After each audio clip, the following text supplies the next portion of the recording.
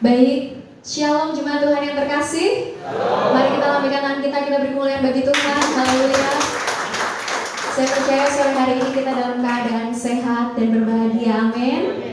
Jemaat Tuhan keluarga Philadelphia yang mengikuti melalui live streaming, saya ucapkan selamat hari Minggu, dan marilah pada saat sore hari ini kita akan datang kepada Tuhan. Berapa banyak di sini yang percaya bahwa Tuhan Allah kita sanggup memulihkan kehidupan kita? Amin. Kita beri kemuliaan sekali lagi. Mari kita imani bahwa ibadah ini adalah ibadah yang berkuasa. Amin. Kita akan pulang membawa berkat daripada Tuhan. Maka oleh sebab itu mari kita siapkan hati kita untuk kita datang kepada Tuhan. Kita ungkapkan rasa syukur kita karena Dia Allah yang layak kita sembah. Segala hormat kemuliaan hanya bagimu Tuhan Yesus, Allah yang tiada henti-hentinya menjaga segenap kehidupan kami. Untuk setiap hal yang kami lewati Tuhan, untuk setiap hal yang kami lalui, kami sungguh meyakini bahwa kami berjalan bersama dengan Engkau Tuhan. Untuk itu Engkaulah Yesus Tuhan kami yang terindah. Kami boleh menikmati sukacita daripadamu. Kami boleh melihat dan merasakan bahwa segala hal yang terjadi dalam kehidupan kami baik adanya Tuhan. Untuk itu kami mau membangun roh kami Tuhan. Kami mau memperkatakan iman untuk setiap apa yang terjadi dalam kehidupan kami. Tuhan Yesus sungguh dahsyat. Dan pada saat sore hari ini Tuhan, kami percaya Engkau hadir di tengah-tengah kami. Engkau melawat kami Tuhan, sehingga ibadah ini sungguh ibadah yang berkuasa Tuhan. Memperbaharui setiap kehidupan kami, memulihkan setiap kehidupan kami. Sehingga ketika kami datang Tuhan, kami tidak sama. Ketika kami pulang, kami boleh membawa berkat daripadamu Bapa. Dan menyerahkan ibadah ini dari awal sampai akhirnya Tuhan. Tiada satupun umatmu yang dilewatkan Tuhan, tapi kami boleh merasakan lawatan daripadamu Bapa. Berkati setiap kami, hamba-Mu yang akan menyampaikan kebenaran firman-Mu Tuhan. Sungguh kami percaya bahwa jemaat Tuhan diberkati. Dan untuk setiap kami yang masih dalam perjalanan, tibakan kami sampai di tempat ini. Bahkan kuasa-Mu yang tidak terbatas Tuhan melawat kami yang mengikuti melalui live streaming ini Bapa. Terima kasih Tuhan Yesus. Kami siap untuk memuji dan memuliakan nama-Mu. Kami akan angkat pujian kami Tuhan, karena Engkau adalah Yesus kami yang terindah. Glory, haleluya. Kami sembah Engkau Tuhan. Sembah Dia. Haleluya Yesus. Kuasa-Mu Tuhan, kuasa-Mu tak terbatas. Kami bawa sembah kami. Kami bersyukur. Kami menyembah Engkau Tuhan. Haleluya. Oh haleluya. Segala pujian hormat bagimu Yesus. Kami tinggikan Engkau, kami muliakan nama-Mu Yesus.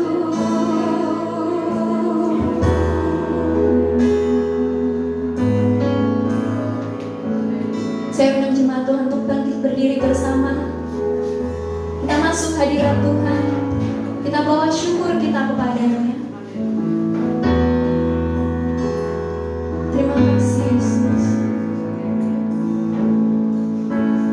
Ku datang dengan syukurku, membawa kerinduanku Yesus. Ingin ku menyenangkanmu.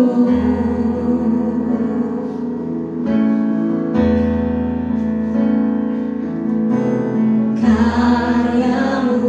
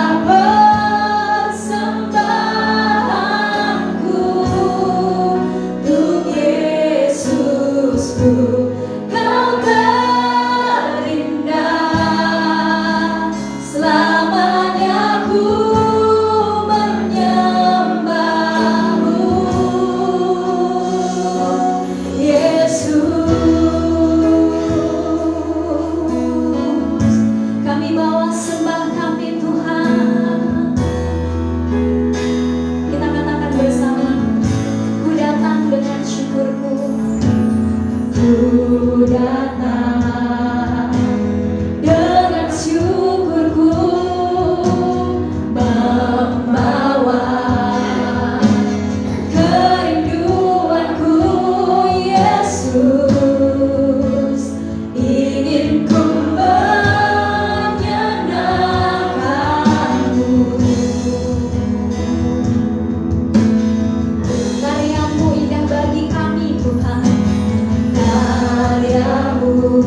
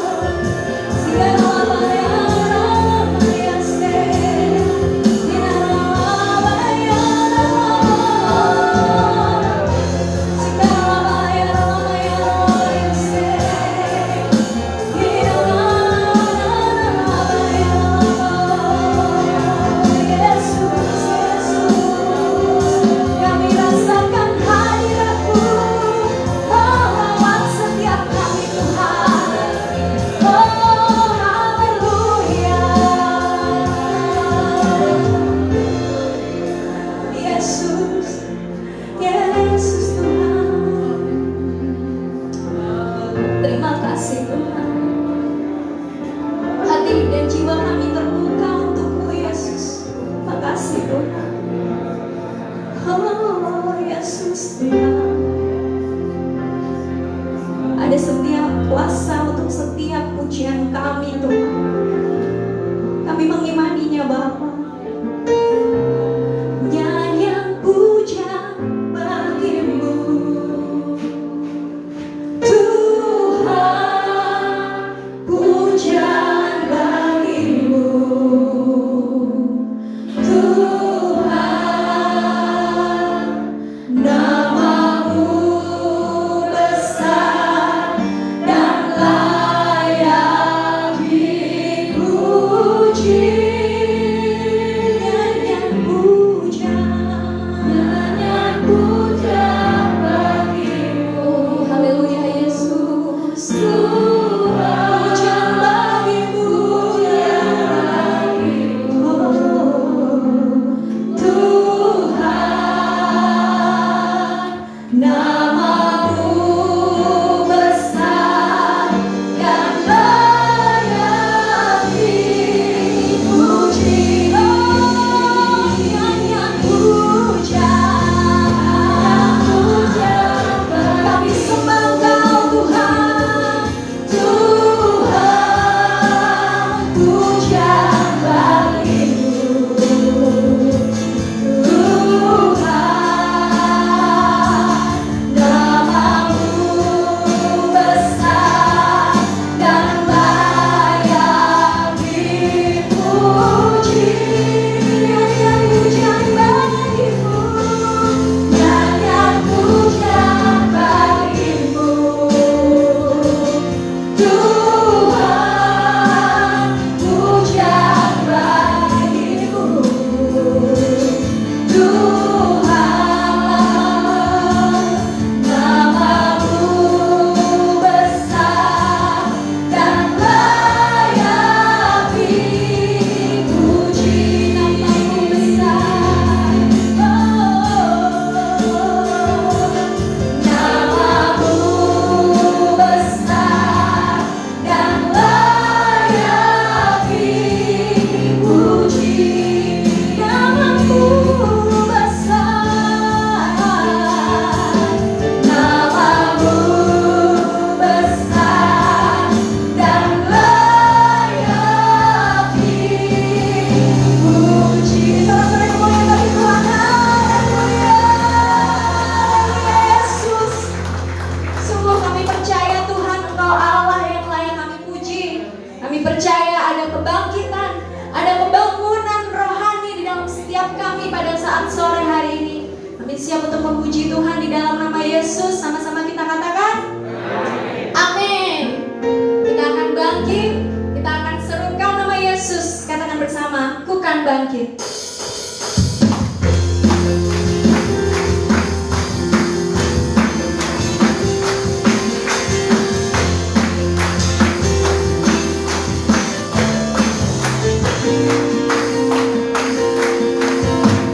Mari kita semua umat pilihan Allah, dengarlah panggilannya untuk menggenapi firman-Nya.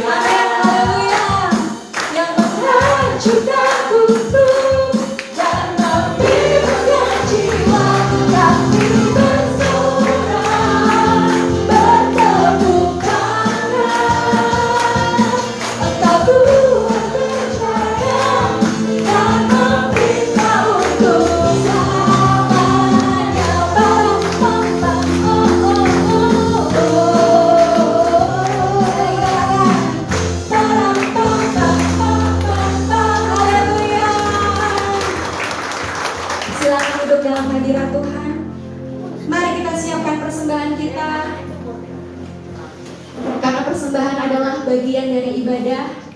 Untuk itu persembahan kita adalah bentuk ibadah kita kepada Tuhan. Sebelum kita akan memberikan persembahan, kita siapkan hati kita untuk kita memberikan persembahan ini bagi Tuhan. Glory haleluya Yesus. Tuhan Yesus yang terbaik, sungguh baik dalam kehidupan kami. Ketika kami berjalan dalam kehidupan ini sebagai seorang musafir kehidupan Tuhan, sebagai seorang pengembara yang kami kadang tidak tahu apa yang ada di depan kami, tetapi kami sebagai anak-anak-Mu hanya memiliki iman pengharapan bahwa ketika kami fokus kepadamu Tuhan, maka kami boleh melihat pengharapan masa depan yang baik yang ada di dalam kehidupan kami. Tuhan Yesus, untuk setiap hal yang Kau lakukan kami tidak mampu membalasnya Tuhan, tetapi izinkanlah pada saat sore hari ini kami akan memberikan sebagian dari apa yang Kau berikan kepada kami melalui persembahan ini Tuhan. Kiranya Tuhan akan menerima persembahan ini menjadi dupa yang harum di hadapan-Mu. Persembahan ini menjadi alat pelebaran kerajaan-Mu melalui gereja ini Tuhan. Setiap tangan-tangan yang mengelola boleh Tuhan berkati, sehingga pelayanan di gereja ini boleh menjadi berkat. Gereja ini boleh menjadi berkat Tuhan. Gereja ini boleh menjadi gereja mujizat oleh karena kesatuan hati kami Bapa. Terima kasih Tuhan, kami mau memberikan persembahan ini dengan penuh sukacita di dalam nama Tuhan Yesus. Haleluya, amin. Sembari kita memberikan persembahan, kita akan siapkan hati kita untuk mendengarkan kebenaran firman Tuhan. Kita akan puji kembali bersama-sama. Yesus, Kau telah memulai.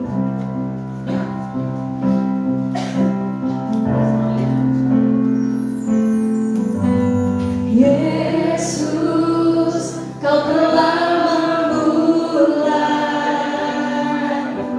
segala yang baik dalamku. Engkau menjadikanku serupa gambaran-Mu dan berharga di mata-Mu. Yesus, Kau telah memulai karya yang mulia dalamku. Kau berikan hidupmu sebagai ganti dosaku, karena kasih-Mu padaku. Sekarang ku memuji-Mu, Allah yang setia, yang tak pernah meninggalkan perbuatan tangan-Mu. Sekarang ku menyembah-Mu, Allah yang mulia, sempurnakan segenap hidupku agar indah bagimu. Jemaat Tuhan, saya undang bangkit berdiri bersama. Katakan, Yesus, Kau telah memulai. Yesus, Kau telah memulai segala yang baik dalamku. Engkau menjadikanku serupa gambaran-Mu dan berharga di mata-Mu. Yesus, Kau telah memulai karya yang mulia dalamku. Kau berikan hidupmu, Kau berikan hidupmu sebagai ganti dosaku, karena kasih-Mu padaku. Sekarang ku memuji-Mu, Allah yang setia, yang tak pernah meninggalkan perbuatan tangan-Mu. Sekarang ku menyembah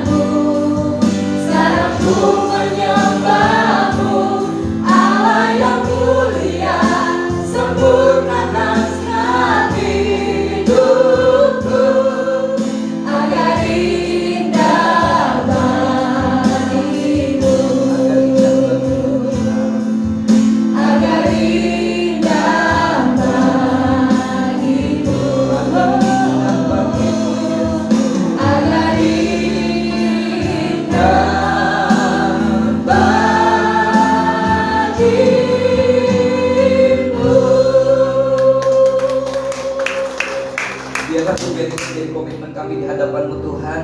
Kami ini siapa tanpa Tuhan? Kami bersyukur karena Tuhan sudah memilih, memanggil kami untuk menjadi anak-anak-Mu. Kami bersyukur hari ini kami boleh menikmati ibadah, baik yang hadir di sini maupun yang menikmati live streaming. Tuhan, terimalah kehadiran kami, pujian, ucapan syukur, penyembahan kami menjadi persembahan yang indah di hadapan Allah. Kami mau belajar firman-Mu, urapi kami, beri kami hati yang siap ditaburi benih firman. Baik hamba-Mu yang menyampaikan maupun yang mendengar, kami sama-sama diberkati. Bukan hanya mendengar, tapi kami betul-betul melakukan firman ini. Dalam nama Yesus, haleluya, amin. Puji Tuhan, silakan duduk. Shalom.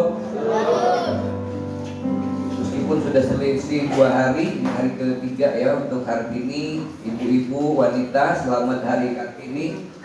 Ya, bersyukur Kartini pas lebaran kemarin luar biasa, tentu mempersiapkan semuanya. Dan juga kepada keluarga, saudara-saudara yang muslim, khususnya juga yang ada di sekitar kita di sini, tentu kita bersama-sama mengucapkan selamat Hari Raya Idul Fitri, bersyukur buat segala sesuatu yang Allah sudah kerjakan. Nah, saudara dikasih dalam Tuhan, hari ini kita akan sampai kepada firman Tuhan untuk menyambut nanti hari kenaikan Tuhan. Siapa kita di hadapan Tuhan? Saudara, kita dengan tema hari ini adalah pengembara iman. Mungkin ini adalah tema sesuatu yang aneh, tapi apakah Alkitab mencatat bahwa kita ini seorang pengembara? Saudara, seorang pengembara kita akan belajar. Kalau kita belajar di dalam Alkitab, kita akan menjumpai kebenaran-kebenaran firman Tuhan yang merupakan satu gambaran bagi anak-anak Tuhan. Orang Jawa menyebutnya mungkin sanepo ya, hiasan, simbol. Kadang-kadang orang anti simbol, anti sanepo. Di dalam peradaban Jawa, peradaban Indonesia sebelum agama ada, sudah ada begitu banyak pengajaran-pengajaran moral yang diberikan berdasarkan sanepo yang ada, ungkapan yang ada, simbol-simbol yang ada. Saya pernah bertanya, kenapa sih kalau joglo rumah Jawa itu pendek banget, tapi di dalamnya luas?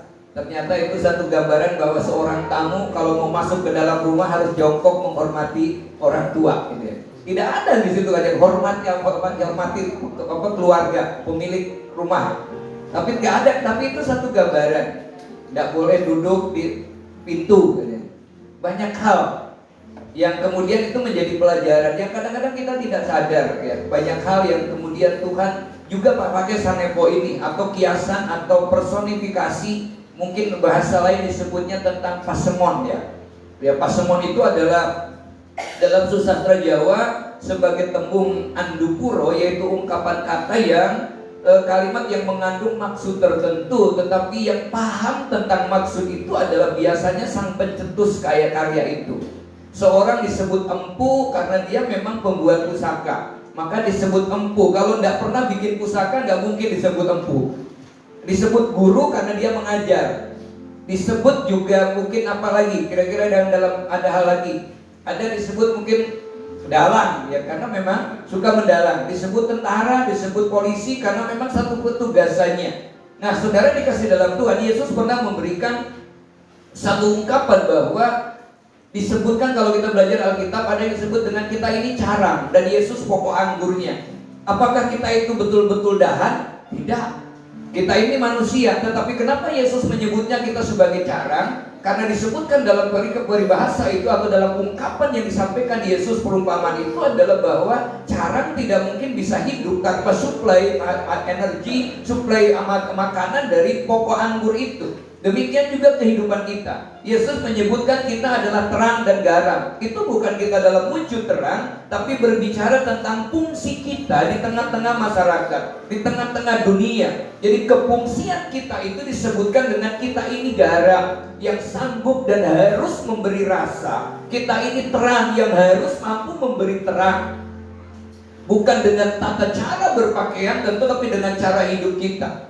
Nah, bagaimana ketika Yesus menyebutkan kita adalah mempelai wanita Kristus? Apakah seperti mempelai di dalam kehidupan sehari-hari? Sementara Yesus dalam bagian lain bahwa hubungan suami istri itu, kata firman Tuhan, rahasia ini besar. Sebenarnya hubungan suami istri yang dibicarakan dalam Efesus 5 ayat 22-33 itu adalah berbicara tentang hubungan Kristus dengan jemaatnya. Mengapa kita disebut mempelai Kristus? Saudara dikasih dalam Tuhan, gereja disebut mempelai Kristus. Mengapa? Karena Tuhan menyebut dirinya itu adalah sebagai mempelai laki-laki. Sementara Kristus mencintai gerejanya itu apa adanya. Cinta Tuhan kepada kita itu adalah betul-betul hyper, grace itu hyper betul. Mengapa? Karena kita dicintai Tuhan, dikasihi Tuhan bukan karena kebaikan kita, bukan karena kita hebat, bukan karena kita kudus. Justru kata firman Tuhan, karena manusia itu sudah berdosa dan sudah kehilangan Allah, kehilangan kemuliaan Allah, Tuhan turun ke dunia ini. Dan kasih Tuhan itu adalah kasih abadi yang menyebutkan bahwa karena begitu besar kasih Allah akan dunia ini, sehingga kemudian ketika Dia mencintai kita, maka kemudian Yesus mempersatukan kita dengannya dalam perjanjian yang abadi. Artinya Tuhan tidak mungkin lagi melepaskan kita. Begitu kita menjadi milik Tuhan, maka kata firman Tuhan, kita ini bersama dengan Tuhan dari dunia ini sampai kepada kehidupan yang kekal. Sama dengan kehidupan mempelai juga. Ketika berkata tidak ada apa yang dipersatukan Allah tidak bisa dipisahkan oleh manusia. Makanya gambaran ini, bukankah ada persoalan hubungan Kristus dengan gereja? Manusia banyak masalah, manusia kadang juga berdosa, tapi kasih Tuhan, ketika Yesus bilang, meskipun kamu tidak setia, aku tetap setia. Ini hebatnya Tuhan. Maka kita disebut mempelai Kristus. Suami istri bukan berarti tidak pernah ada cekcok, tidak pernah ada persoalan. Tapi kalau toh langgeng sampai hari ini karena kita mencintainya apa adanya. Nah, saudara dikasih dalam Tuhan, lalu di bagian lain Yesus menyebutnya bahwa kita ini adalah bait Roh Kudus. Saudara, ketika kita disebut bait Roh Kudus, maka kita ini, kata firman Tuhan, tubuh kita menjadi bait di mana Roh Kudus bekerja di dalam hidup kita. Paulus menyebutnya, hidupku bukan aku lagi, tetapi Kristus yang hidup di dalam aku. Yang kalau Yesus Kristus hidup di dalam kita, maka apa yang kita lakukan, kita perbuat selalu berfokus kepada Tuhan dan untuk Tuhan saja. Paulus menyebutnya, aku hidup, aku ada, dan aku bergerak, itu semua karena anugerah Tuhan. Nah, saudara dikasih di dalam Tuhan Yesus Kristus, nah tiap gambaran yang diberikan mengandung pengertian yang indah. Nah, hari ini kita akan belajar dengan satu tema yang berbeda, next ya, bahwa kita ini sebagai pengembara. Nah, satu aspek dari kehidupan Kristen yang diuraikan di dalam Ibrani pasal yang ke-11, saudara, kita akan melihat di situ bahwa gambaran anak-anak Tuhan itu adalah bagaikan orang asing, atau bagaikan pengembara, atau bagaikan pendatang di bumi ini. Kita ini datang, ditentukan oleh waktu, yang kemudian kita akan pergi lagi. Sesungguhnya roh manusia itu kekal. Saudara perhatikan, ketika kita ingin dihidupkan, dihembuskan di rahim ibu, kita sifatnya itu kekal. Lalu di tubuh di dunia menggunakan tubuh jasmani ini, yang nanti kemudian tubuh ini akan ditinggalkan. Alkitab mencatat tubuh kembali menjadi tanah, tetapi rohnya kembali kepada Bapa. Sehingga manusia ini kekal, cuma kekekalannya ada dua tempat, di sorga atau di neraka. Itu manusia. Jadi kalau kita manusia yang ada itu ada Mbak Eka di sana. Itu tubuh Mbak Eka yang bisa dicubit, bisa di tangan Mbak Eka. Mbak Ekanya sendiri mana? Sifatnya roh. Karena roh yang akan kembali nanti suatu kali ketika orang meninggal dunia, yang dikubur itu kan bukan orangnya, yang dikubur hanya jasadnya. Nah, saudara dikasih dalam Tuhan, Ibrani pasal 11 memang ini merupakan pasal yang begitu terkenal karena di dalamnya ada pahlawan-pahlawan iman yang dicatat dengan tinta emas yang begitu luar biasa. Mulai dari Habel yang rela mati juga dibunuh Kain untuk tetap mempertahankan iman kasihnya kepada Allah. Ada Henok, ada Nuh, ada Abraham, ada Ishak, ada Yakub. Saudara perhatikan di situ. Nah, apakah nama-nama pahlawan itu kemudian begitu saja muncul? Kan tidak. Kenapa disebut pahlawan iman? Karena ada proses yang dihadapi, proses yang mampu dilalui. Kita mampu mendapatkan mahkota kemenangan bukan karena kita menang dan hebat, tetapi karena kita mampu melawan pergumulan-pergumulan iman dan kita tetap bertahan. Saudara perhatikan di sini, bukan karena mereka secara otomatis tokoh-tokoh yang tercantum di dalam daftar pahlawan iman itu, kalau kita melihat sejarahnya, mereka banyak sekali menghadapi suka duka di dalam perjalanan hidupnya. Kalau kita bicara tentang Daud, bicara tentang Musa, bicara tentang Nuh, bicara tentang orang-orang yang ada, satu contoh kita melihat Nuh saja, tidak gampang saudara. Nuh menjanjikan akan ada air bah. Membangunnya bukan di tepi pantai, membangunnya bukan di tanah yang tropis, tapi membangunnya di pegunungan, di tanah yang gersang, yang jarang hujan. Kalaupun hujan turun dalam 1 detik mungkin sudah habis airnya. Lalu Nuh berkhotbah, kalau kalian tidak bertobat maka kalian akan kena banjir bandang yang seluruh dunia akan dihancurkan. Kira-kira akan percaya nggak orang? Sulit. Mungkin 1-2 kali bisa dipercaya, tapi kalau waktunya 10 tahun tidak terjadi, sulit orang mempercayai. Apalagi Nuh berkhotbah itu 120 tahun berkhotbah, menceritakan bahwa akan ada air bah. Sudah ada generasi yang tidak hadir. Kapan Nuh itu akan menyatakan bahwa banjir itu ada? Makanya wajar kalau sampai waktunya air bah itu datang, tidak ada yang bertobat. Sama ketika orang menyebutkan Yesus segera datang. Kita akan menghadapi akhir zaman. Dari beberapa waktu yang lalu sudah disebutkan akhir zaman. Karena Yesus tidak datang-datang, orang berpikir bahwa Yesus akan datang dalam wujud langsung kiamat saja. Orang santai. Padahal kita tahu kita ini berhadapan dengan waktu umur kita yang Yesus bilang bukan hanya bicara tentang kiamat, tapi bicara tentang kematian juga. Ketika Yesus datang, aku pergi kepada Bapa untuk menyediakan tempat bagimu, dan kalau tempat itu sudah ada, aku akan datang kembali menjemput kamu. Cuma manusia nggak sadar. Jangankan yang belum diberitahu, Hizkia yang sudah diberitahu saja, dia tidak sadar bahwa waktunya itu semakin mendekat.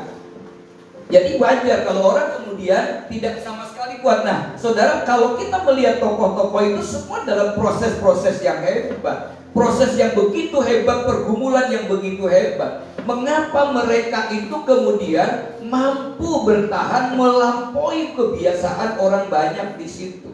Ada berbagai hal saudara yang akan kita baca. Mengapa mereka begitu kuat? Mari kita baca dalam Ibrani 11 ayat yang ke-16 sampai dengan ayat 13 sampai dengan ayat yang ke-16.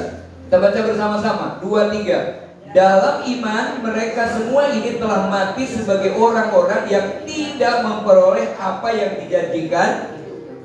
Terus tetapi yang hanya dari jauh melihatnya dan melambai-lambai kepadanya, dan yang mengakui bahwa mereka adalah orang asing dan pendatang di bumi. Saya menyebutnya pengembara. Terus sebab mereka yang berkata demikian menyatakan bahwa mereka dengan rindu mencari suatu tanah air, dan kalau sekiranya dalam hal itu mereka ingat akan tanah asal yang telah mereka tinggalkan, maka mereka cukup mempunyai kesempatan untuk pulang ke situ. Tetapi sekarang mereka merindukan tanah air yang lebih baik, yaitu suatu tanah air sorgawi. Sebab itu Allah tidak mau disebut Allah mereka, karena Ia telah mempersiapkan sebuah kota yang... Hari Sabtu kemarin saya memberikan satu kiriman ayat yang didahului dengan kalimat, di dalam perjalanan kita ini banyak tempat parkir. Ya, tempat parkir yang kadang-kadang kalau kita tidak hati-hati, tempat parkir itu mengganggu kita untuk sampai ke tujuan. Kita di sepanjang jalan tol itu ada yang disebut rest area. Rest area itu kan untuk istirahat. Tapi kenyataannya rest area itu sekarang ada untuk piknik juga. Ya, untuk santai juga. Untuk bisa makan, bisa minum, bisa ngopi dan sebagainya. Nah, kalau kita setiap rest area itu berhenti, kira-kira sampai ke tujuannya kapan? Apa? Lama. Nah, kalau kita ini kadang-kadang nggak sadar dalam hidup ini bahwa kita ini terus berjalan setiap hari. Satu hari itu 24 jam. Ada orang yang kekurangan waktu, ada orang yang kehabisan waktu, ada orang yang sampai membuang waktu. Pertanyaannya sebenarnya waktunya lebih cepat mana sih dengan yang lain? Sama. Saya ini kayaknya kehabisan waktu loh Pak, kalau boleh 30 jam. Sementara yang lain udah tidur lagi, bangun lagi, tidur lagi, kok urung begi-begi ya. Coba yang salah yang mana itu Pak? Tergantung cara perlakuannya.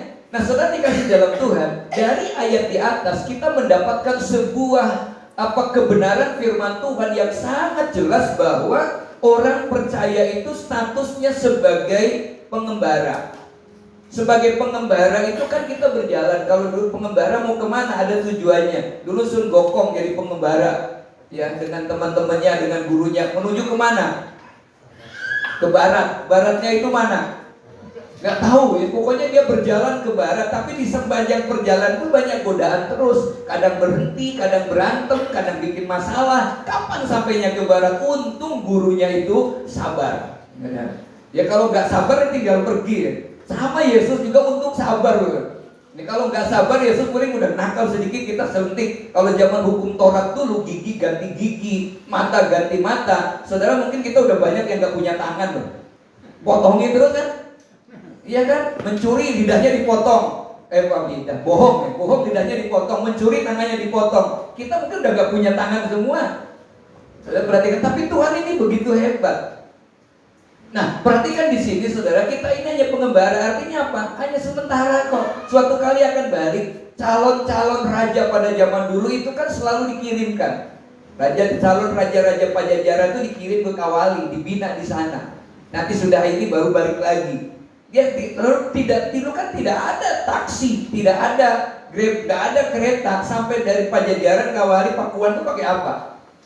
Jalan kaki. Saudara perhatikan, mereka harus jalan. Dan mereka lakukan itu sebagai pengembara yang pakaiannya saja pakaian sederhana seturut dengan di mana mereka jalan. Sebab kenapa? Kalau dia pakai pakaian ingrat sudah habis di jalan. Nah banyak orang kadang-kadang gak sadar bahwa kita ini pengembara. Orang Jawa menyebutnya wong urip itu hanya mampir ngombe. Kalau saya mampir ngombe di Pak Joko 2 hari berturut-turut, Pak Pendeta ini ngapain mampir ngombe kok rong dino ya? Apa? Kos ya. Kan gak ada yang namanya mampir ngombe itu sebentar. Di angkringan dipamin. Kemana? Ke angkringan apa? Beli teh jahe ke. Kok rong dino gak pulang? Itu mampir ngombe itu hanya sebentar. Saya masih ingat lagu yang suka nyanyikan Pak Broto itu yang baru ibu bilang. Lagunya apa?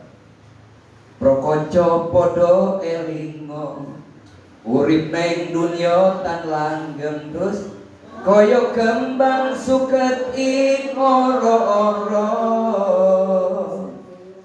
sedelo mekar endah sedelo maneh alung wusana garing tanpa guna. Ngabekti podo ngabekti yo, ngabekti podo ngabekti yo. Terus awit bondo ning dunya ora langgeng, ning dunya akeh durjana lan akeh kaya bener. Ngabekti podo ngabekti yo dalam menjagate, dalam menjagate akeh bencana dan tondo wis cedhak rawuhe podo ngapa-ngapa Yesus sargane kamulyan kaswargan cuma wis trimoe. Lagu ini bukan hanya sekedar nyanyi, sebenarnya ada kemuliaan, kaswargan yang Allah siapkan supaya kita ini jangan betah-betah tinggal di bumi ini gitu ya. Kalau orang betah tinggal di sini akan melumpuk terus, habis itu ditinggal. Saudara perhatikan, nah kenapa disebut kita pengembara iman? Pasti ada hal-hal yang harus kita lihat, harus kita miliki dan harus kita buktikan sebagai pengembara iman. Yang pertama saudara, pengembara iman itu pasti ikut Tuhan itu dengan sukarela. Pagi-pagi saya mau ke Parangtritis, tadi melihat bahwa abdi dalam, ya, abdi dalam itu pagi-pagi habis tiket. Kira-kira gajinya abdi dalam itu berapa? Kecil banget kan? Dari pangkat yang terendah sampai yang tertinggi itu kira-kira ada yang 5 juta gajinya? Tidak ada. Mengapa mereka begitu setia loh? Apa? Jalan saja mereka diatur loh. Apa yang didapatkan? Mereka tidak pakai helm tapi pakai belangkon. Belangkonnya lebih keras daripada helm. Buktinya apa? Helm dibanting pecah tapi belangkon tidak pecah. Makanya mereka enggak. Saudara perhatikan, apa yang mereka dapatkan? Mereka dapatkan dari berkah yang diberikan itu kadang-kadang nggak mereka pakai ke uangnya. Mereka mendapatkan ketika dapat itu mereka simpan. Kenapa? Dengan demikian saya percaya ketika saya mengabdi kepada pimpinan, kepada ratu, kepada raja, ketika raja itu memberkahi, maka dia yakin bahwa usaha yang lain itu diberkati. Ketika ditanya, Mbah, putrane teng pundi? Nembe skripsi. Lah, ngerti skripsi ki opo ya? Tapi mereka tahu loh saudara, jualannya apa, mereka bisa berlatih. Tapi saya bilang keren coba. Mereka duduk saja, coba yang di makam kota gede, duduk toh di situ, betah banget. Tidak ada yang berani melanggar, saudara. Main catur di situ, tidak ada. Mereka setia banget. Apalagi kalau kita masuk ke makam Imogiri, harus tidak pakai baju, orang masuk angin. Tapi mereka lakukan itu, apa yang mereka dapat? Mereka begitu setia, mereka mengabdi. Nah, kita ini sedang mengabdi kepada Tuhan sebagai pengembara iman. Harusnya kita motivasi ikut Tuhan itu sama sekali bukan motivasi untuk mendapatkan apa yang seharusnya Tuhan berikan kepada saya. Betul-betul kita motivasi karena sukarela, karena Tuhan begitu mengasihi kita dan sudah menebus kita. Kita diberikan jalan untuk masuk surga, maka kita percaya. Mereka percaya. Ibrani 11 itu diawali dengan kalimat iman adalah dasar dari segala sesuatu yang kita harapkan dan bukti dari segala sesuatu yang tidak kita lihat. Kita belum mendapatkan, kita punya bukti. Buktinya apa? Iman. Dari mana kita tahu beriman? Semangat. Hari-hari ini jemaat untuk mengucapkan amin saja sampai harus ditanya oleh pengkhotbah. Ada amin, saudara? Saudara perhatikan, kalau ada dan amin itu jawabannya bukan amin. Ada atau tidak ada. Kalau tidak ada, sepakat menjawab tidak ada. Kalau di Tirta dikatakan ada amin, saudara, jawabannya apa? Nggak ada. Karena nggak ada jemaat yang bernama amin. Lalu kalian ditanya kan?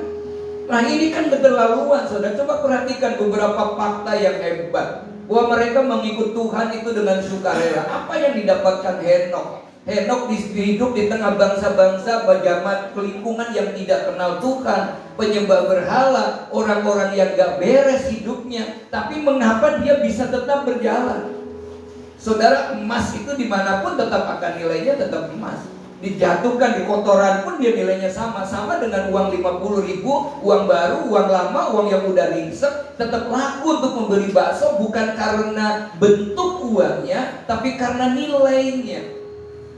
Nah, kita kekristenan juga sama, bukan karena pakaiannya begini, ini bukan Kristen. Lalu Pak Badari, ini yang Kristen, bukan begitu. Tapi harus ada nilai yang bisa dilihat orang, yang bisa dirasakan oleh orang. Henokh ini hidup di tengah bangsa yang tidak mengenal Tuhan, saudara, tetapi dia begitu hebat sampai Tuhan menghargai Henokh. Dia tidak mati melainkan diangkat. Berapa lama dia bergaul dengan Allah? Bukan setahun, 2 tahun, tapi 365 tahun. 365 hari saja kita bolong-bolong. Ini 365 tahun dia setia kepada Tuhan.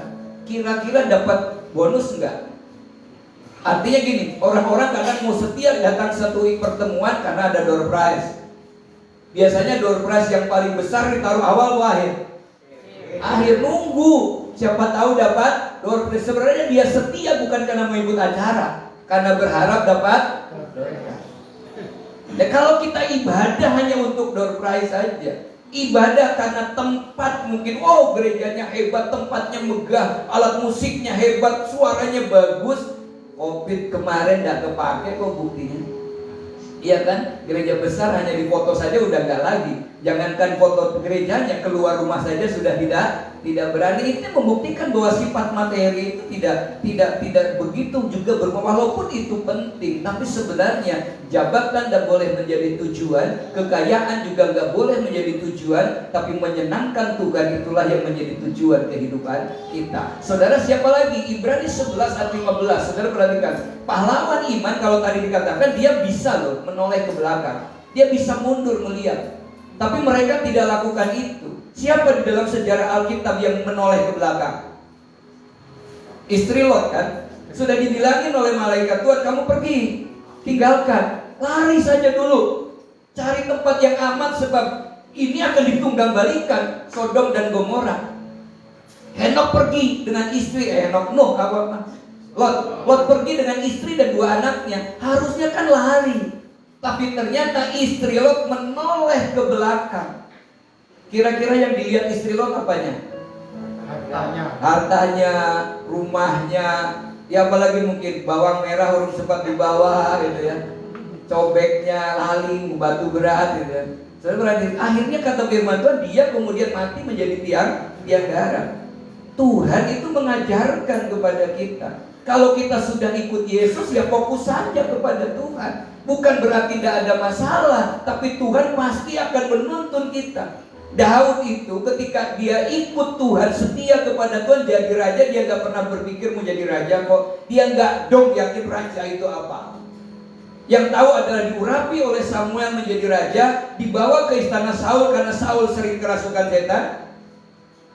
Lalu kemudian dia terus dikecewakan oleh Saul. Kira-kira kalau dia tidak melihat kepada Tuhan yang mengurapi dia, Daud tidak akan betah loh ngikutin Saul. Ngapain? Saudara perhatikan, apa sih yang didapat dari Saul dia? Sudah berbuat baik, tapi ternyata mau dilembing. Gak ada sama sekali. Tapi dia tetap setia. Suruh nyari 100 kulit katan, dia nyari lebih. Dijanjikan istri, ternyata gak dikasihkan. Diberinya Mikal. Begitu dia berperang, dia menang terus. Tapi ketika orang memuji, Daud mengalahkan berlaksa-laksa, Saul beribu-ribu, Saul menjadi panas hati, iri. Saudara, berapa banyak orang kadang ketika kita mau baik itu kan banyak orang yang iri. Saudara perhatikan, tapi Daud tetap saja. Dia ada gak kesempatan membalas? Ada. 2 kali dia punya kesempatan untuk membunuh, tapi dia tidak lakukan itu. Sampai dia katakan, jangan mengusik hambaku yang kuurapi. Dia tetap saja. Dan betul-betul dia komitmen yang hebat dari Daud kepada Tuhan dalam kondisi terjepit itu. Dia tetap berkata, Tuhan adalah gembalaku, takkan kekurangan aku. Ini orang pengembara iman yang begitu hebat. Beda. Kalau tidak sukarela, saudara perhatikan, istri Lot itu akhirnya mati. Nah, Musa juga sama. Dia punya kesempatan kalau mau. Kembali saja dia ke Mesir, orang dia anak kesayangan putri Fir'aun kok. Tapi Musa tidak melakukan itu. Mengapa? Dia lebih taat membela bangsanya. Dia lebih taat kepada panggilannya, meskipun dia harus 40 tahun ada di padang Midian. Jauh dia dari keramaian. Dulu bisa naik apa-apa bebas, sekarang dia tidak punya apa-apa. Tapi dia menikmati dengan kesederhanaan itu. Ternyata itu adalah satu proses Tuhan. Pada waktunya Tuhan memutus Musa, bukan hanya sekedar menjadi pemimpin anak putri Fir'aun, tetapi betul-betul menjadi pemimpin anak-anak Tuhan, anak perjanjian, untuk menuju ke tanah perjanjian. Ini yang hebat. Saudara perhatikan, 40 tahun itu berarti Musa harus membuang waktu dia selama 80 tahun.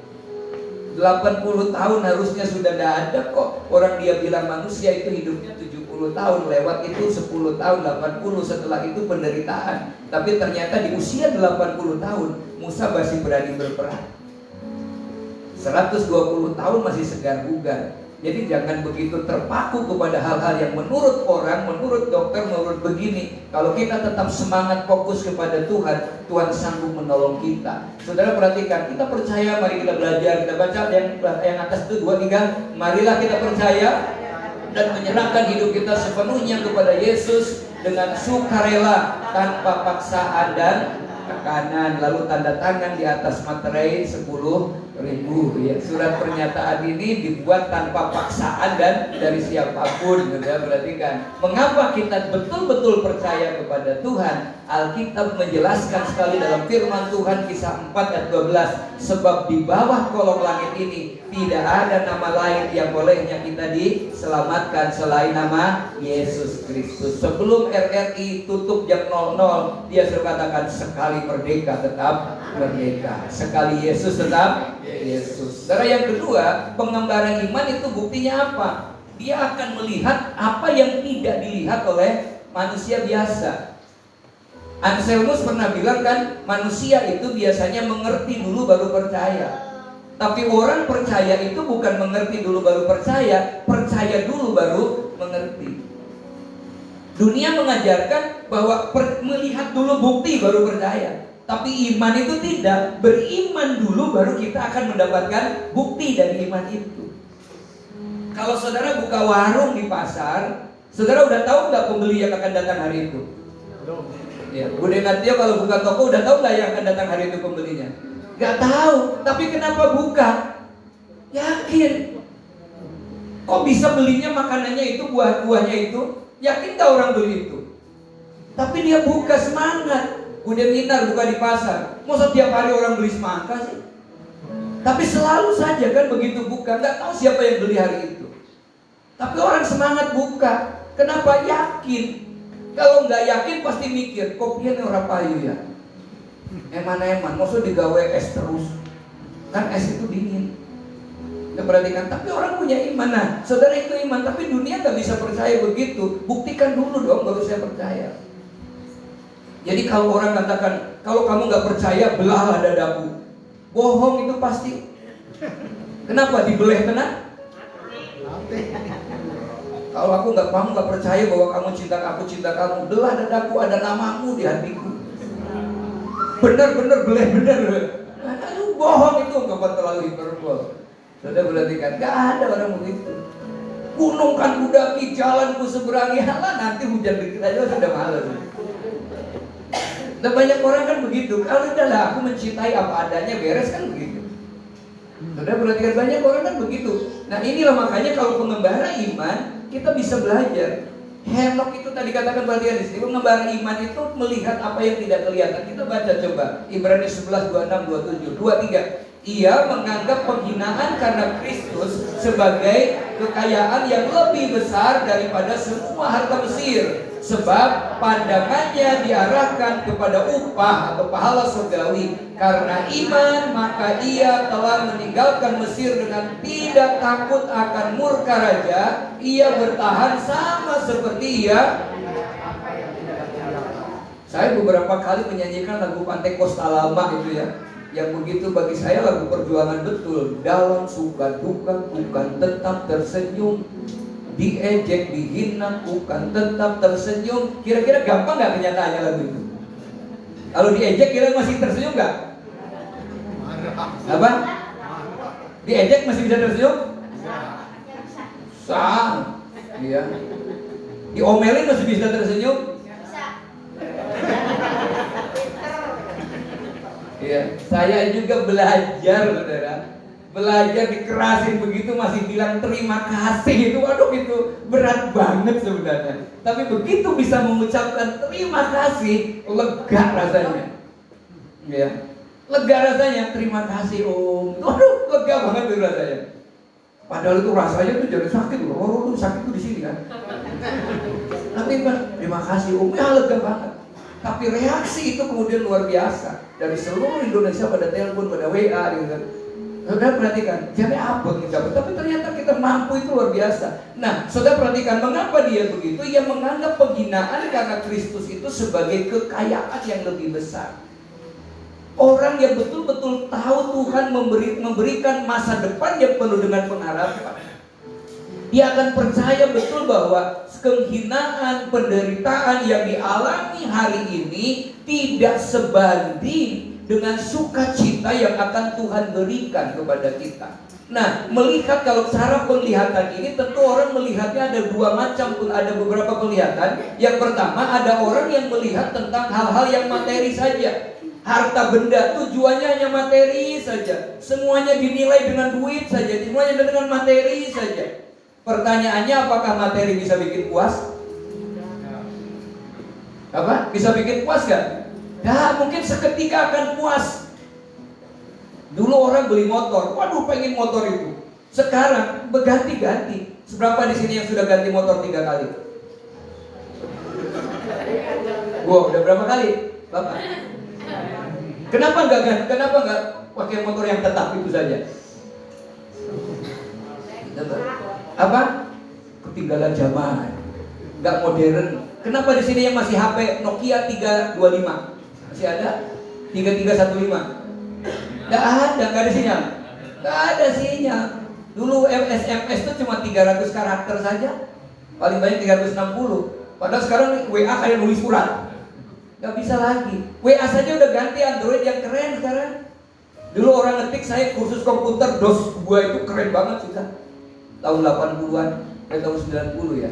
Nah sekarang ternyata orang nggak perlu ngetik lagi. Bapak-bapak WA aja cukup 1 jari aja bisa ngetik kok. Balik-balik kalau ngetik WA berapa jari? 1 kan? 1 jari cukup. Sekarang ada lagi, nggak perlu ngetik lagi, tinggal pijit ngomong nanti nulis sendiri. Ya. Sekarang nggak perlu hadir ke gamelan, cukup video call. Pak Wajiono kanan putune dari rumah, nggak perlu hadir, cukup video call. Tapi kalau wong tua dikasih handphone Android nangis sekarang, karena harapannya anaknya pasti tidak pulang, cukup video call saja. Mbah, sehat. Gue lagi ngobrol, lagi makan iki loh, Mbah makannya mungkoyo gini. Saudara, lebih asik dilihat diajak dipamerin makan atau lebih asik diajak makan? Pamerin makan. Kira-kira Iren sebagai anak muda lebih senang dipamerin foto sedang makan atau diajak makan? Nah, hati-hati, makanya banyak orang diajak makan. Saudara, berarti kan? Nah ini yang seringkali kita terbuai oleh hal materi. Semua dihitung materi, tidak akan puas kok. Dulu gajinya 1 juta udah gede, sekarang 1 juta dapat apa? Gajinya naik lagi terus, kebutuhannya juga naik. Saudara, itu manusia. Makanya kalau kita berpusat kepada materi, kita akan kecewa. Berpusat kepada orang, kita akan kecewa. Semakin dekat hubungan dengan seseorang, kita akan semakin tahu kelemahan orang itu, maka kemudian menjadi kecewa. Nah, yang kedua adalah kalau kita berharap kepada yang fana, itu pasti akan kecewa. Yang kedua, orang yang melihat baik hal yang materi, tetapi juga melihat hal yang tidak materi atau yang kekal. Nah, ini yang baik, ini yang bijak. Kita memang butuh harta duniawi karena kita masih hidup di dunia. Saya ini termasuk yang sering, wah itu duniawi. Saya bilang, Pak Daniel itu masih duniawi. Ya, wong saya masih hidup di dunia. Saya masih ngomong pakai bahasa dunia. Saya masih makan makanan dunia. Saya pakai baju juga baju dunia. Itu kan. Jadi wajar orang kalau butuh dunia. Tapi coba melihatnya dari kalimat-kalimat yang saya tulis, apakah itu melulu duniawi? Enggak, ditelaah itu bahasa logika yang perlu pencernaan yang sangat dalam. Baru orang mengerti, oh, saya khotbah di satu gereja, saya udah masuk poin kedua, dia ketawa. Ketawa apa? Yang ternyata masih memikirkan humor yang tadi. Saya bilang, waduh, saya udah lewat ke bagian lain, dia masih ketawa yang lalu. Nah, saudara perhatikan di sini. Kalau orang itu hanya memikirkan duniawi, sama ketika orang ditanya, Iren tolong ambilin kursi, lari dia ngambil kursi. Bukan itu Iren, kursinya yang kayu, ambil kursi kayu. Bukan itu, yang ada sandarannya. Bawa lagi, bukan itu, yang sampingnya ada pegangannya. Bawa lagi, bukan yang itu, yang ada ukirannya. Berapa kali dia datang ambil kursi? Karena hanya kepada yang harusnya kan tanya, kursi yang mana Pak?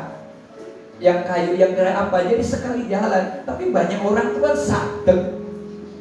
Nah, ya akhirnya kecewa. Habis itu gelo, ngerti mono. Nah, saudara yang dikasih dalam Tuhan, yang kedua, orang yang melihat yang berhala yang ini, yang kelihatan, yang tidak kelihatan, artinya yang duniawi, yang panas sama yang kekal. Nah, tidak semua orang memiliki ini. Ada beberapa yang harus kita lakukan kalau kita mau syarat mampu melihat yang tidak kelihatan. Artinya melihat yang tidak dilihat oleh banyak orang. Karena banyak orang tuh menggerutu terus, ngoel terus. Kenapa? Melihatnya yang sekarang, tidak melihat jauh ke depan. Saya berulang kali mengalami kehidupan, kalau melihat kehidupan saat itu nggak bisa sampai hari ini. Saya nggak bisa sekolah di kampung, saya pergi, saya ada masalah dengan keluarga, saya harus kos. Di kos harus ternyata tidak ada uang lagi tempat kos, harus tinggal di sekolah, sudah bekerja, difitnah orang, jadi seperti ini. Jadi sebenarnya perjalanan yang kadang menurut manusia itu terjal, itu adalah proses kepada kegenapan janji Tuhan dalam hidup kita.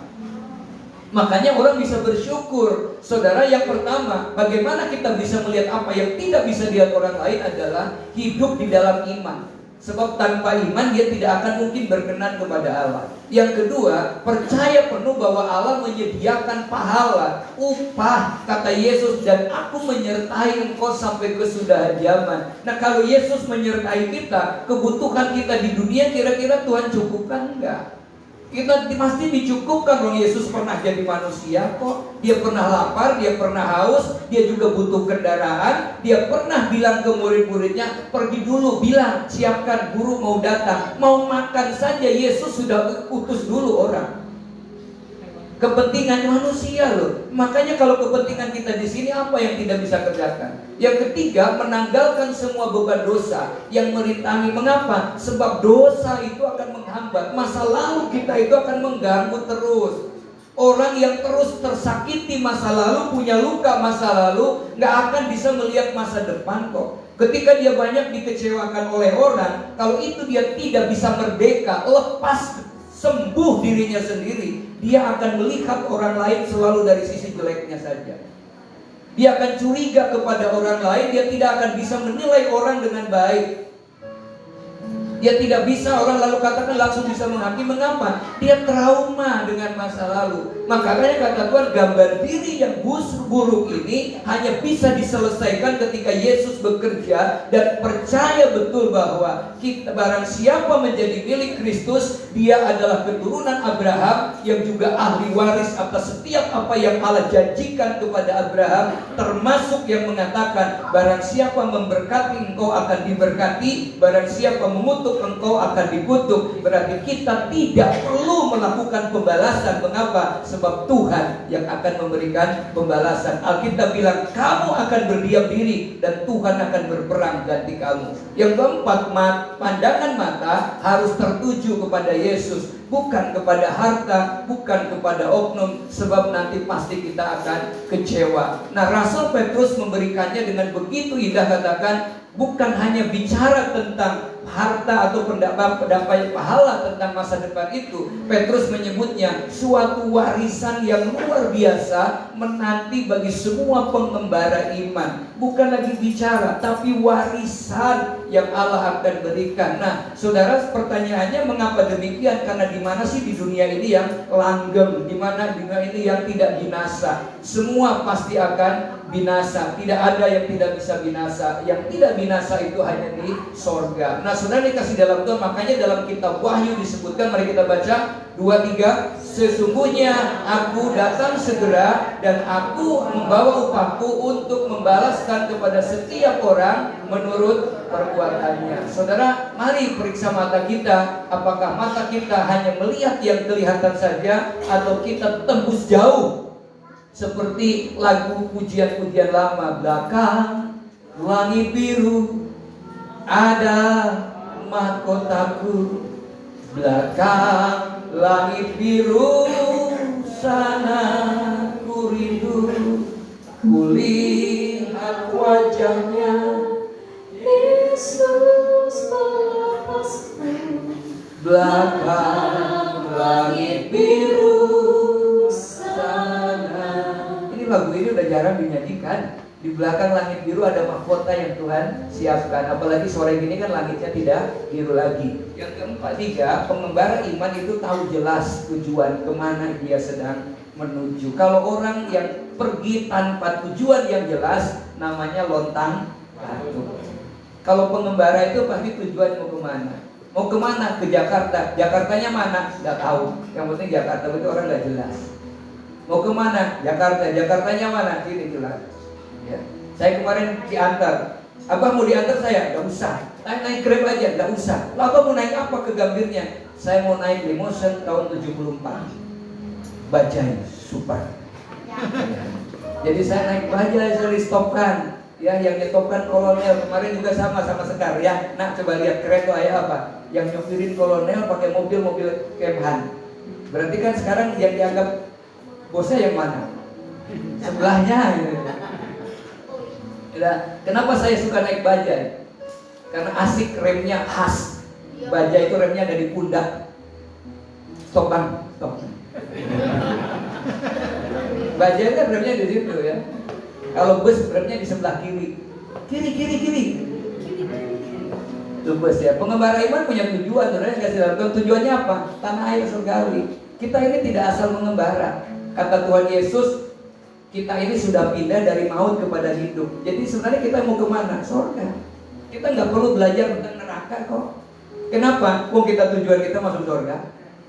Yang kedua, ngapain kita belajar tentang setan? Udah dikalahkan kok. Tujuan kita adalah belajar saja mengenal Yesus lebih baik lagi, supaya kita semakin setia, semakin cinta dengan Tuhan. Nah, saudara, kadang-kadang kan kita aneh-aneh. Kita menuju ke surga belajar yang lain. Nah, kan repot. Mau masak nasi padang, kita carinya nasi gelap. Gak bisa. Ya, saudara perhatikan. Di Sunda itu yang jelek-jelek harganya mahal. Pisang goreng itu kan bahasa Sundanya jelek. Jelek tuh goreng. Jadi pisang goreng berarti pisang jelek. Nasi goreng berarti nasi jelek. Saudara perhatikan. Nah, dalam hidup manusia di dunia ada banyak sekali orang yang cuma sekedar hidup, kerja, hidup, itu aja kerjanya. Cita-citanya keren, muda kaya, tua bahagia, mati masuk surga. Keren banget ya tujuannya ya. Iya kan? Siapa yang tidak mau? Semua pengen begitu, muda kaya, tua bahagia, mati masuk surga. Tapi kenal Tuhan tidak. Ya. Saudara dikasih dalam, perhatikan, yang tidak tahu kemana hidupnya ini menuju. Sementara kan waktu akan terus berjalan. Kalau kita hari ini tidak ibadah, hari ini tidak setia, ya besok juga kita nggak akan ketemu dengan hari ini lagi. Makanya kita bersyukur boleh ada di sini. Nah, surga neraka itu mungkin tidak pernah dipikirkan oleh orang. Itulah urusan mati. Orang-orang yang namanya orang-orang fatalistik itu orang-orang yang nggak pernah memikir, hidup saja sudah, urusan surga nanti. Kenapa? Toh buktinya yang mati itu tenang-tenang kok sampai hari ini. Tidak pernah ada yang lapor, cepet tobat toh. Ya, kenapa? Neraka kuburan ora enak, tidak ada yang laporan. Tapi karena kita punya tujuan akhir, mati mana? Surga. Kita pasti ada di sana. Para pengembara iman bukan termasuk jenis orang yang tidak paham kemana tujuannya. Abraham di dalam PR, dia tahu betul kemana arah tujuannya. Dia bilang, ke negeri yang akan kutunjukkan. Dia jalan kok. Kenapa? Karena dia percaya Tuhan pasti tunjukkan yang benar. Ibrani 8 dalam 10 Wahyu pasal 21 memberikan rincian kota yang disebut dengan Yerusalem baru, yang untuk kita itu pasti. Ya saudara, ada Yerusalem Tuhan menyebutnya. Lalu nanti akan ada Yerusalem baru. Di kota ini akan masuk dalam kehidupan yang kekal, sesuatu yang baik, tidak binasa dan tidak cemar. Maka orang-orang yang demikian tidak pernah menyesali hidupnya. Tidak mungkin dia bernyanyi duh koyong ini rasane. Kalau kita tahu Wahyu 21 dan 22, kota Yerusalem yang menjadi tujuan akhir kita ini, jangankan dinding-dindingnya, lantainya saja dari 12 macam permata, ya saudara, dan dari emas juga dindingnya, jalannya aja dari emas, saudara perhatikan. Dan pintu gerbangnya dari satu mutiara. Saudara perhatikan, ini untuk siapa? Untuk masa depan kita yang gila-gemilang. Hari ini tidak perlu mikir, aduh kok rumahku gede, rapopo. Saudara, yang penting tidak mukanya. santai saja, jangan tawar hati menghadapi segala pergumulan, jangan tawar hati kalau orang mau lecehkan kita, tidak apa-apa, jangan kemudian kita mau kemudian balas kejahatan dengan kejahatan. Kita milik Kristus, Tuhan yang akan membalaskan kepada kita. Saudara, mari kita mau belajar hadapi masa depan dengan penuh kegembiraan karena Tuhan menyertai kita. Kita bersama datang kepada Tuhan. Segala perkaraku kuserahkan kepadamu, Allah pembelaku.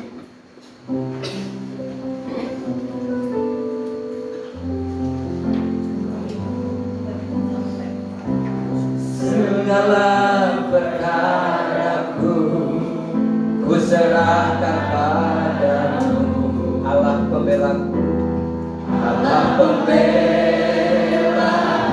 Segala khawatirku, segala khawatirku kutaruh di kakimu,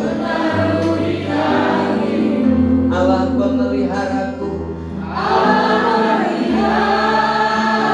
Sekali lagi katakan, segala perkaraku, segala perkaraku. Mari kita bangkit berdiri bersama-sama. Allah pembelaku, Allah pembelaku.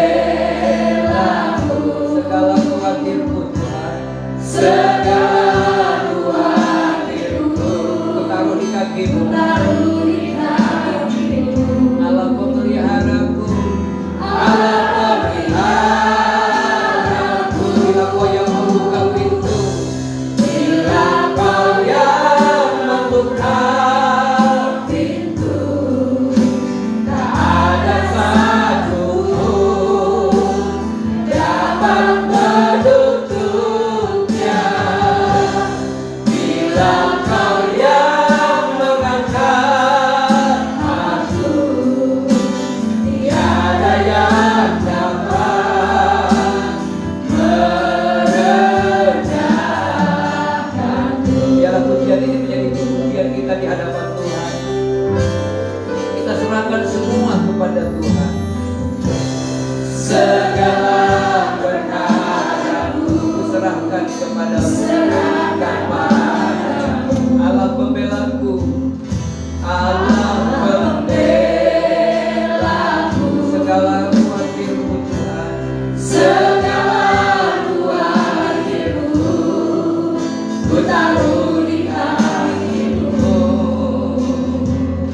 Allah pemeliharaku. Bila Kau yang membuka pintu, bila Kau yang membuka pintu, ini iman kami Tuhan. Yes. Dapat menutupnya. Bila Kau yang mengangkat aku, tiada yang dapat merendahkanku. Wanita saja katakan, bila Kau yang membuka pintu, dia imani pujian ini. Bila Kau yang membuka, kami mengimani pujian ini. Tak ada satu. Kau yang membuka pintu bagi kami, kami tidak perlu khawatir Tuhan. Karena tidak ada seorang pun yang sanggup menutupnya. Ketika Kau mempromosikan kami, ada begitu banyak tantangan, tapi tidak ada satu pun yang dapat merendahkan kami. Haleluya Yesus. Kau pria katakan, mari kita berdoa. Bila Kau yang membuka pintu, ini iman kami. Tak ada satu pun dapat menutupnya. Bila Kau yang mengangkat, yes Yesus, tak ada satu pun dapat meredah. Bersama-sama katakan,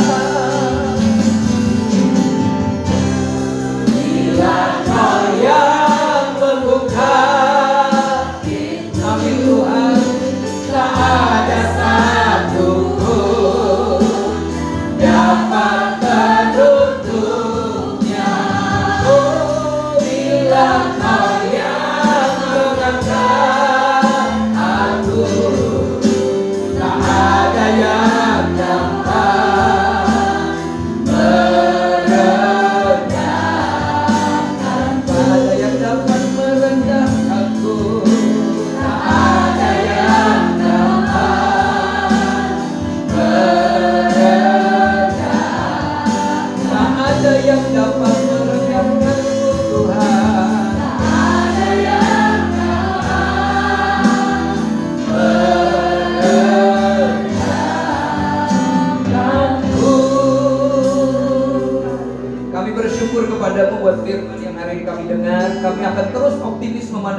depan bersama dengan Tuhan. Yesus yang sudah bangkit itulah Yesus yang memberikan kepastian kepada kami bahwa firman-Nya pasti digenapi, janjinya pasti digenapi, membuat kami tidak ragu, tidak canggung, tidak gampang menghadapi hidup ini. Kami selalu berkata dan akan terus berkata, bersama Yesus kami cakap melakukan perkara yang besar. Terima kasih Tuhan. Tidak ada pentingnya, tidak ada urusan untuk kami bisa kecewa menghadapi hidup ini. Kami akan tetap tersenyum melangkah dengan pasti menggapai masa depan yang penuh dengan pengharapan. Dengan ini kami mengikrarkan Tuhan, kami percaya anak-anak kami diberkati, cucu-cucu kami diberkati, keluarga kami diberkati, bahkan bangsa kami diberkati. Terima kasih Tuhan, terpujilah nama-Mu di dalam nama Yesus Kristus. Kami bersyukur dan kami terima kebenaran firman Tuhan. Yang diberkati Tuhan sama-sama katakan amin. Amin. Tuhan berkati. Silakan duduk kembali. Ada beberapa poin. Yang pertama, saudara, kita minggu depan kita sudah kegiatan seperti biasa. Hari Rabu persetia, lalu hari Kamis menara doa ya. Iya. Hah? Udah minggu kemarin ya? Lupa saya. Hari Sabtu aja ada ibadah WBI di Tanden, di Serayu. Jadi kumpul di sini jam 4. Kita berangkat bersama-sama. Ya, wanita. Ya, wanita itu dari muda sampai tua kan tetap wanita. Jadi bukan ibadah ibu-ibu. Karena tulisannya WBI wanita. Ya, saudara, bukan pria. Tapi di sini ada prianya juga ya, yang datang. Tuhan berkati. Itu saja pengumumannya. Mari kita akan akhiri ibadah kita. Kita bangkit berdiri bersama-sama. Terima kasih Tuhan, sebentar kami mau pulang tinggalkan tempat ini. Kami bersyukur buat kesempatan yang indah hari ini. Tuhan berkati bangsa dan negara kami. Berkati saudara kami yang hari ini dalam keadaan tidak enak badan.